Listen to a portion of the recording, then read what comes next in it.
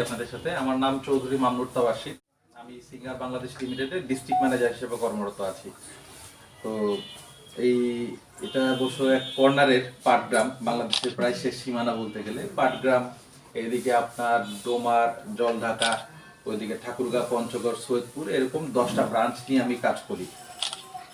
তো শুরুতে আমি আপনাদেরকে ধন্যবাদ জানাচ্ছি যে আপনারা দুপুরের পরে সাধারণত একটু রিল্যাক্সে আমরা থাকতে পছন্দ করি, একটু বিশ্রাম নেই। এই সময়টাতে আমরা আপনাদেরকে ইনভাইট করেছি, আপনারা এসেছেন, ধন্যবাদ আপনাদেরকে। আমরা আপনাদেরকে আজকে এখানে ডাকার মেইনলি উদ্দেশ্য হচ্ছে আসলে আমরা মাইক্রো ওভেন বিক্রি করে থাকি। এছাড়া হাউস হোল্ডের আমাদের যতগুলো ইলেকট্রনিক পণ্য আছে আর কি, এই ধরনের পণ্যগুলো বিক্রি করে থাকি। তো ম্যাডাম কথা প্রসঙ্গে বলছিলেন আর কি যে সিঙ্গার আসলে বিক্রি করার সময় যতটুকু এফোর্ট না দেয় তার চাইতে আমরা বেশিটুকু আমরা চেষ্টা করি বা সমানভাবে চেষ্টা করি যে বিক্রি করার পরে আপনি পণ্যটা যেটা ব্যবহার করছেন সেই পণ্যটা ব্যবহারটা আপনি প্রপারলি করতে পারছেন কিনা, সেখানে কোনো সুবিধা অসুবিধা আছে কিনা, এরকম একটা কাইন্ড অফ সামাজিক দায়বদ্ধতা থেকেও আমরা এই ধরনের প্রোগ্রামগুলো মাঝে মাঝে আয়োজন করে থাকি। এই যে সামনে যেটা আছে মাইক্রো ওভেন, আমরা মাইক্রো ওভেনের কুকিং প্রোগ্রাম করার জন্য ইনভাইট করেছি আর কি। আসলে এই মাইক্রো ওভেন এই মেশিনটা দিয়ে কি হয় এটা মনে হয় যে কারো অজানা না, কিন্তু তারপরও আমরা সাধারণত কি করি, আমাদের বাসা বাড়িতে যাদের বাসা মাইক্রো ওভেন আছে তারাও আমরা যেটা করি ওই ফ্রিজের মধ্যে খাবার থাকে, বাটিতে নেই, গরম করে খেয়ে ফেলি। বাট এটা দিয়ে কিন্তু আপনি চাইলে কিন্তু আমাদের বাসা বাড়িতে আমাদের সাধারণত যে ধরনের খাবারগুলো আমরা রান্না করে থাকি, ইনফ্যাক্ট আমরা একটু মুখরোচক খাবারগুলো যেগুলো বেকারি থেকে বা রেস্টুরেন্ট থেকে আমরা কিনে এনে খাই, এই খাবারগুলো আপনি চাইলে স্বাস্থ্যসম্মত উপায়ে আপনি নিজ হাতে আপনার বাসাতে, কিন্তু সাধারণত আমরা এই কাজটা আসলে করে থাকি না। তো এই জন্যই আমরা আসলে এই ধরনের প্রোগ্রামগুলো মাঝে মাঝে করে থাকি। যারা মাইক্রো ওভেন ব্যবহার করছেন অথবা সামনে করবেন ইচ্ছা আছে, তাদের সাথে আমরা প্রোগ্রামগুলো করে থাকি মাঝে মধ্যে।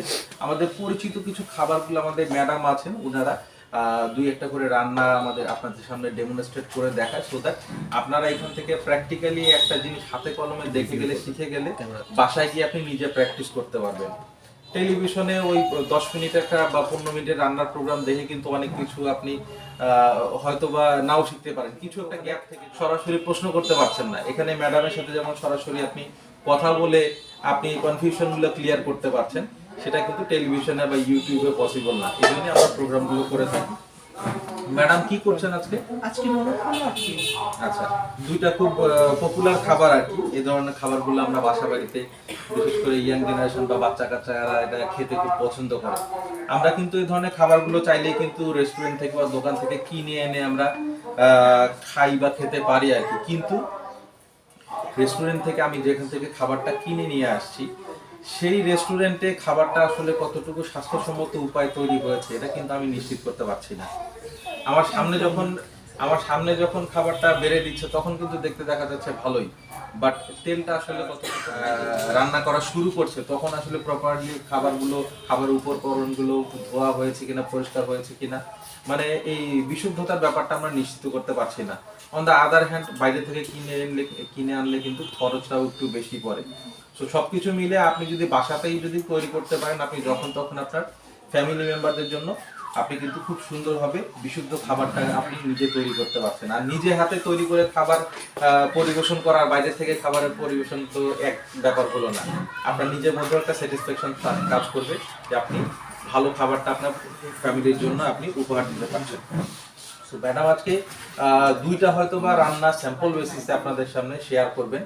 আমার মনে হয় যে এই রান্নাগুলো যদি আপনি দেখে যেতে পারেন তাহলে আপনি পরবর্তীতে অন্য যে কোনো রান্না আপনি করার জন্য কিন্তু আপনার ভিতরে একটা কনফিডেন্স কাজ করবে না, এটা যেহেতু করতে পেরেছি, দেখেছি, এটা আমি করতে পারবো এবং অন্য রান্নাগুলো আপনি করার জন্য ট্রাই করতে পারবো। এবং সেটার জন্য ম্যাডামকে থ্যাংক ইউ। ম্যাডাম অলরেডি আপনাদেরকে ওনার মোবাইল নাম্বারটা শেয়ার করেছেন। আপনারা বাসা বাড়িতে রান্না করতে গিয়ে যদি কোথাও কোনো কনফিউশন ক্রিয়েট হয়, আপনারা ম্যাডামের সাথে কথা বলে ম্যাডাম অবশ্যই আপনাদেরকে হেল্প করবে। আচ্ছা, আমি আরেকটা বিষয়, ম্যাডাম রান্না অলরেডি একটা প্রসেস শুরু করেছে, ম্যাডাম কন্টিনিউ করবে। আমি তার আগে আরেকটা বিষয় আপনাদের, বাসা বাড়িতে এই যত ধরনের ইলেকট্রনিক পণ্য আমরা ব্যবহার করে থাকি, টেলিভিশন, ফ্রিজ, এইগুলোর ব্যবহারটা আমরা জানি। মাইক্রোওভেনের বিষয়ে আমরা আজকে এখানে এসছি, আমরা আরো ডিটেলসে জানবো। আমি আরেকটা পণ্যের বিষয়ে বলতে চাই, সেটা হচ্ছে ওয়াশিং মেশিন। আমি যদিও ছেলে মানুষ, তারপরও মানে আমার কাছে যেটা মনে হয়, আমরা বাসা বাড়িতে সাধারণত যে কাজগুলো করে থাকি, রান্নার চাইতেও কঠিন কাজ আমার কাছে পার্সোনালি মনে হয় যে কাপড় কাচার কাজটা। এটা খুব কষ্টকর একটা কাজ। আমি যখন পড়াশোনার কাজে বাসার বাইরে যে আসলে কাপড় কাচা প্রয়োজন পড়তো, ধোয়া কোনোদিন আসতো কোনোদিন আসতো না, আমার কাছে খুব কষ্টদায়ক কাজ মনে হতো আর কি। তো সেখান থেকেই আমি ফিল করে এটা বলা, পণ্যটা কিন্তু আমি মনে করি যে আমাদের বাসায় এটা এখন একটা প্রয়োজন।